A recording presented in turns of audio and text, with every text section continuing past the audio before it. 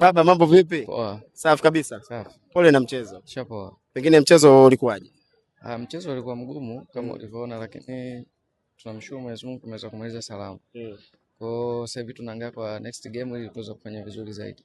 Pengine kitu gani leo kilikuwa cha tofauti? KMC ambayo tumeizoea sio hii. Leo mmecheza kwa nguvu kubwa, kwa nishati kubwa, lakini mkaruhusu bao moja tu kwa siku ya leo.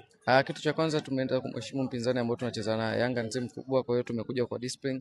Na pia ukiangalia ni bingwa wa NBC mara 4, kwa hiyo tulivyokuwa tuna mipango yetu, mikakati yetu, tunamshukuru Mwenyezi Mungu tumeweza kuifuata vizuri ambayo alitupa walimu. Ndio maana umeona game ya leo tumekuja na intensity nzuri, tuka aggressive na tuna concentration ambayo tumeanza nayo mpaka tumemaliza nayo.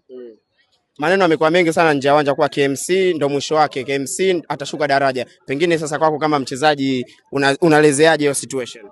Kila mtu anaweza kaongea lakini sisi kama wachezaji, benchi la ufundi pamoja na uongozi tunajua mipango yetu nini ambayo tunataka kufanya, lakini kwa upande wetu ambao wao wanasema kwamba imeisha, sisi kwetu bado, kwa sababu tuna mechi karibu 8-7 na tuna mechi za nyumbani. Kwa hiyo kwa vyovyote vile wao wanavyosema, basi wajue sisi tutabadilisha maneno yao, jinsi wanavyosema sisi tutaweka yatakuwa tofauti. Kaita hizo mechi zilizobaki bado pia mna Simba Sports Club. Pengine unatarajia unaenda kuwa mchezo wa namna gani ukizingatia Simba msimu anatamani kuwa mabingwa?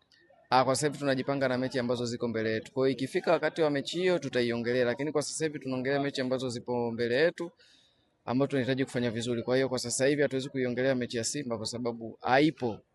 Mechi inayofuata ipo ni mechi ya mbali. Kwa sasa hivi tunataka kujipanga na mechi zilizopo mwanzoni ili kuweza kufanya vizuri hizo mechi, then itakapofika mechi ile tunajua nini cha kufanya.